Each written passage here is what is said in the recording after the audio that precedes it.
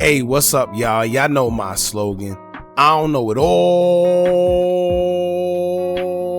but I know what I've been through. Now, before we get into this video, make sure you check us out on Patreon at www.patreon.com/Hookah Anonymous _. You guys been telling us to create one for the longest, so we recently created a community where we will upload videos that we can't share on YouTube due to their guidelines. We'll also be dropping the latest TDF first, behind the scenes information that you wouldn't find anywhere else on our socials. So make sure you become a member, and after you do that, head over to our official Instagram page at Hookah Anonymous _ and follow us there. Now without further ado, let's get into what you guys came here to see. Now, remember when we told y'all that when we seen Durk's trial get pushed back for the second time, don't be surprised if some weird stuff start happening within the case. And don't be surprised if some miraculous way Durk might have a chance of actually coming home some way, somehow. Not to mention the laws in Los Angeles is just different within itself, because just yesterday we've covered the breaking news within the case of singer D4VD and Celeste Rivas, where her deceased body was literally found in the trunk of his Tesla. Her body was wrapped in plastic and she was last seen around him and his affiliates, and the vehicle was parked abandoned not too far away from the residence that he was staying at. Somehow, someway, LAPD is saying that no foul play was involved and they haven't ruled her death as a murder.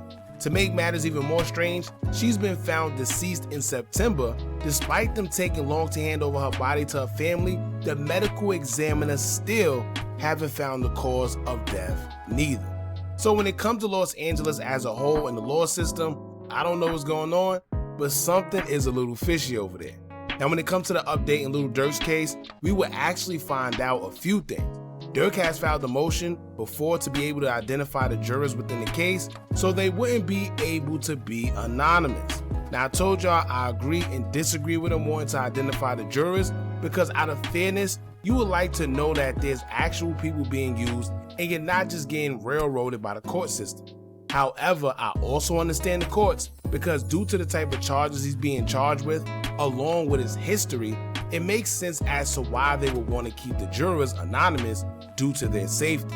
Now some may say they're going a little too extreme and trying to act like Durk is El Chapo or something, but that'll be up to your discretion. But aside from that, we're just also finding out that the witness in Durk's trial keeps on changing stories, which in return could end up making whatever he say no longer credible, which may result in a mistrial. Now if y'all remember, YSL Woody have done this recently within the case of the RICO concerning Young Thug and the rest of the YSL affiliates, where he was set to cooperate, but when he actually got on the stand, he kept changing his stories around, making him less and less credible and no use for the prosecutors. Some say he purposely did it as a secondhand thought to not snitch, while some say it don't matter. Once you agree to snitch, you a snitch. Now I'll let y'all make of that what you will. Now we're going to get into the latest document that have come out concerning Lil Durk's trial and the witness PW1 changing their story and what this may mean for the future of the trial. Make sure y'all hit that thumbs up button so we can get this video into the algorithm, and if you not subscribed to the platform already, make sure you do so now. Let's get into it.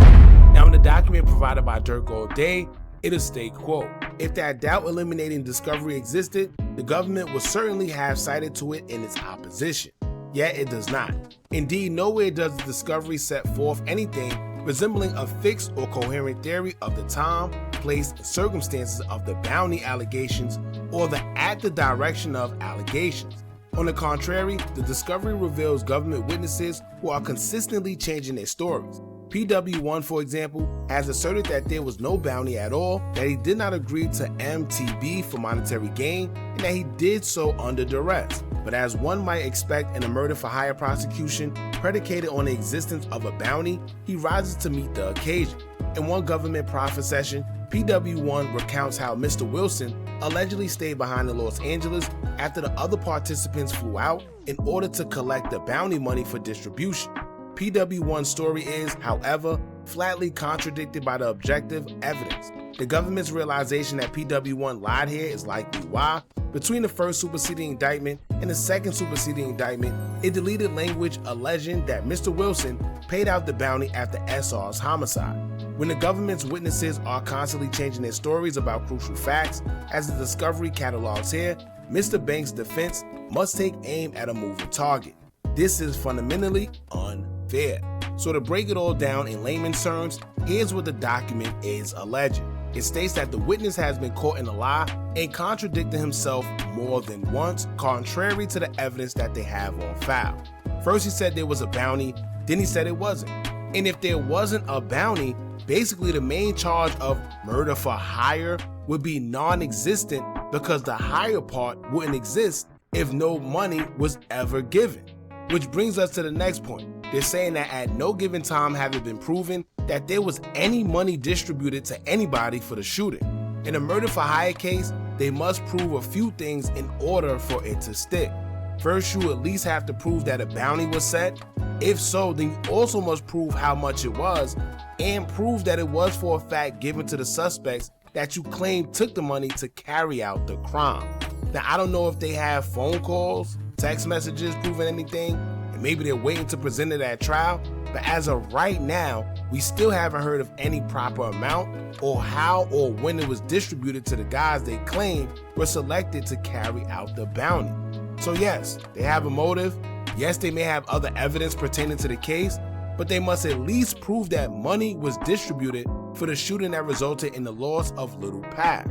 Now, as y'all know, it's not what you know in court, it's all about what you can prove.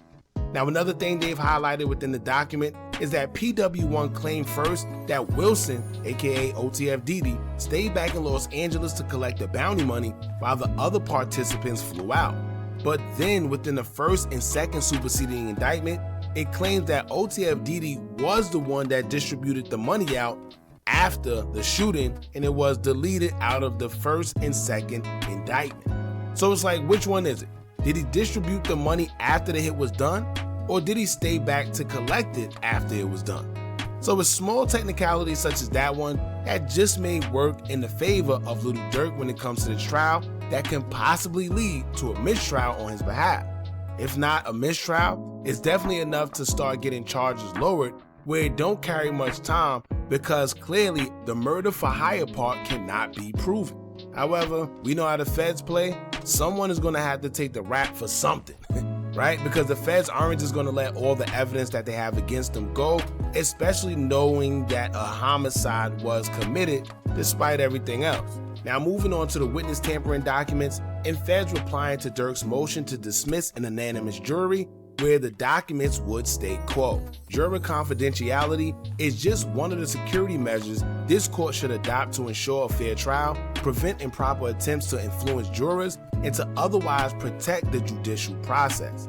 Defendants do not meaningfully grapple with the facts that support anonymity, the violent history of defendants and their associates, OTF associates' willingness to use violence against OTFs and defendants' banks' rivals, the witness tampering that has already occurred in this case, and the defendant bank's contempt for the judicial process, including his obstruction of an investigation into his clandestine, unmonitored jail communications. Instead, defendants brushed them aside as speculation and mischaracterization and minimized the consequences of defendants' own words and conduct, affiliation with organized crime, and that OTF is a record label and professional entity, nothing more.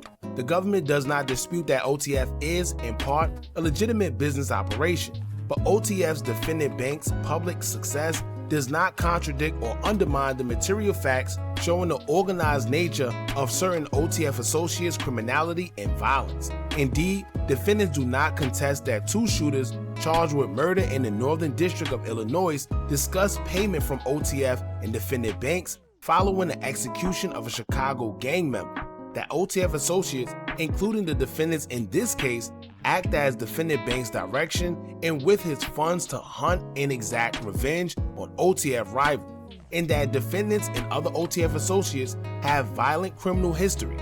Rather, defendants claim that these facts are too intended to demonstrate a risk to juror safety and impartiality.